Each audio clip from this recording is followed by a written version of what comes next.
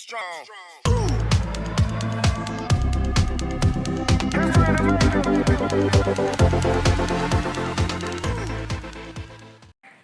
Welcome to SS Public School, student. Today we learn mathematics for class 8, first chapter of class 8. In first chapter of class 8, we learn about rational number, यानी परिमेय संख्या. Class 8 के लिए हम लोग सबसे first chapter में पढ़ेंगे रेशनल नंबर यानी परिमेय संख्या. पहले के वीडियो में हम सभी रेशनल नंबर, इरेशनल नंबर यानी कि नंबर सिस्टम के बारे में पढ़ चुके हैं, इसलिए यहाँ पे कुछ शॉर्ट में आप लोग को समझा दिया जाएगा. आगे इससे संबंधित क्वेश्चंस भी हम लोग कुछ हल करने का तरीका जानेंगे और होमवर्क में क्वेश्चन भी बनाएंगे. तो आते हैं, सबसे पहले हम लोग देखते हैं कि रेशनल नंबर हम लोग ऑलरेडी जानते हैं कि जो संख्या p/q के फॉर्म में होती है वो रेशनल नंबर होती है, जहां q नॉट इक्वल टू 0 होता है. तो चलिए हम लोग स्टार्ट करते हैं. रेशनल नंबर में हम लोग देखेंगे, इसका एक मेन पॉइंट्स है पॉजिटिव रेशनल नंबर यानी कि धनात्मक परिमेय संख्या. रेशनल नंबर हम लोग जानते हैं p/q के फॉर्म में कोई भी फ्रैक्शन हो वो रेशनल नंबर होता है, बट यहाँ पे हम लोग देखेंगे कि पॉजिटिव रेशनल नंबर. यहाँ एग्जांपल आपको दिख रहा है -7/-3. यहाँ देख रहे हैं कि numerator and denominator both are negative, so this fraction is positive. And also next 4/5. Already यहाँ आप देख रहे हैं कि 4 और 5 यानी कि numerator and denominator already given that in positive, so this is the positive rational number. Next point है हम लोग का निगेटिव रेशनल नंबर. इसका मतलब हो गया ऋणात्मक परिमेय संख्या.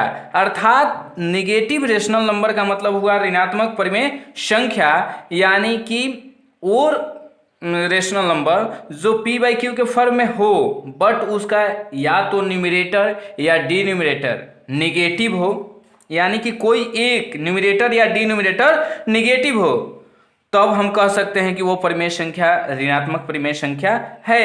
अभी हम देखें कि ऊपर वाले में दोनों में डिनोमिनेटर और न्यूमरेटर दोनों निगेटिव था, उस कंडीशन में पॉजिटिव होगा. बट एक यहाँ देख रहे हैं -7/3, यहाँ केवल न्यूमरेटर में माइनस का साइन है इंक्लूड है, इसलिए यह क्या है निगेटिव रेशनल नंबर है. यहाँ देख रहे हैं 4/5, यहाँ पे 5 क्या है निगेटिव है, इसलिए यह निगेटिव रेशनल नंबर है. चलिए आगे हम लोग मेन पॉइंट्स के तरफ चलते हैं. हम लोग का मेन पॉइंट है इक्विवेलेंट रेशनल नंबर यानी कि समतुल्य परिमेय संख्या. हम लोग यहाँ पढ़ेंगे समतुल्य परिमेय संख्या यानी कि इक्विवेलेंट रेशनल नंबर. यहाँ कुछ उसका डिफिनेशन है, उसको समझ लेते हैं. आगे एग्जाम्पल भी है, उसको भी समझेंगे. करें कि इफ वी मल्टीप्लाई और divide p and q of rational number p/q by any non-zero integers say m and n, then they are called equivalent rational number या equivalent. यानी कह रहा है कि यदि हम p और q को नॉन जीरो का मतलब होता है जीरो को छोड़ करके, यानी कि कोई भी नंबर से कोई भी इंटीग्रल हो नेगेटिव हो या पॉजिटिव हो से अगर हम उसको मल्टीप्लाई करते हैं या डिवाइड करते हैं, उस कंडीशन में हम कह सकते हैं कि वह प्राप्त जो वैल्यू होगा वो क्या होगा इक्विवेलेंट रेशनल नंबर होगा. जैसे एग्जांपल में देख रहे हैं p/q, p में भी m से मल्टीप्लाई किया गया है, q में भी m से मल्टीप्लाई, यानी कि न्यूमरेटर और डिनोमिनेटर बोथ आर मल्टीप्लाई और divided by same number, then we called equivalent rational number. यहाँ पे देख रहे हैं कि p/q p divided by n and q divided by n, यानी कि both are divided by n, so we called equivalent rational number. चलिए next हम लोग पॉइंट पर आते हैं. Standard form of rational number. यानी कि रेशनल नंबर के हम लोग स्टैंडर्ड फॉर्म के बारे में समझेंगे, यानी परिमेय संख्या का मानक रूप। Standard form of rational number यानी परिमेय संख्या का मानक रूप। हम समझेंगे कि आखिर परिमेय संख्या का मानक रूप यानी स्टैंडर्ड फॉर्म क्या होता है। यहाँ बताया गया है a rational number p by q is said to be in a standard form if q p and q are co-prime numbers। हम लोग rational number p by q को कह सकते हैं standard form of rational number कब, जब p और q को प्राइम नंबर्स हो। को प्राइम कहने का मतलब p और q का जब भी हम HCF फाइंड करें तो हमारा HCF कितना आना चाहिए 1। उस सिचुएशन में हम कहते हैं कि वो दोनों नंबर क्या हैं, को प्राइम है। जैसे यहाँ बता दिया गया है HCF of p and q is 1 and q is positive, यानी कि 3/7 - 2/5 आर इन स्टैंडर्ड फॉर्म, यानी कि वो दोनों का हम लोग p by q का क्या करते हैं, p और q का HCF निकालते हैं। और HCF दोनों क्या हो, HCF अगर दोनों का 1 आए और डिन्यूमरेटर यानी कि q का वैल्यू निगेटिव न हो, उस कंडीशन में हम कह सकते हैं कि ये रेशनल नंबर क्या है, स्टैंडर्ड फॉर्म में है।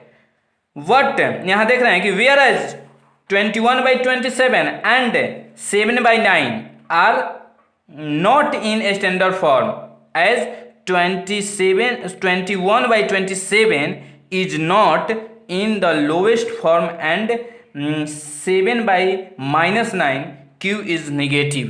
यानी कि हम इसमें देख रहे हैं कि 21/7 लोवेस्ट टर्म में नहीं है, यानी कि स्टैंडर्ड फॉर्म में नहीं हो सकता है, और 7/-9 यानी कि यहाँ q का वैल्यू निगेटिव है, इसलिए भी स्टैंडर्ड फॉर्म में नहीं हो सकता है। चलिए आगे हम लोग देखते हैं इक्वालिटी ऑफ रेशनल नंबर्स, यानी कि इक्वालिटी ऑफ रेशनल नंबर परिमेय संख्याओं का समतुल्यता, यानी कि परिमेय संख्याएं कैसे समतुल्य होते हैं एक दूसरे के, उसके बारे में हम लोग यहाँ पे थोड़ा समझ लेते हैं। जैसे कि यहाँ दिया हुआ है p by q equal to r by s if and any if, यानी कि बता रहा है कि p by q क्या है, r by s के इक्वल है, यानी कि यहाँ पे ये दोनों क्या है, इक्वल है। लेकिन ये कब इक्वल होगा, जब यहाँ देख रहे हैं कि p को s से मल्टीप्लाई करेंगे, यानी कि क्रॉस मल्टीप्लिकेशन करके दोनों को इक्वल करेंगे, उस कंडीशन में हम कह सकते हैं कि ये क्या है, इक्वालिटी ऑफ रेशनल नंबर, यानी कि इन दोनों रेशनल नंबर के बीच इक्वालिटी है। यह हम लोग फर्स्ट चैप्टर का पार्ट 1 केवल समझे हैं, पार्ट 1 समझे हैं। नेक्स्ट वीडियो में हम लोग पार्ट 2 इसी से रिलेटेड समझेंगे, और इसके लिए हम इस वीडियो के एंड में आप लोग को चैप्टर से एक्सरसाइज से होमवर्क भी देंगे, जिसको स्टूडेंट्स कंप्लीट करेंगे। That's all.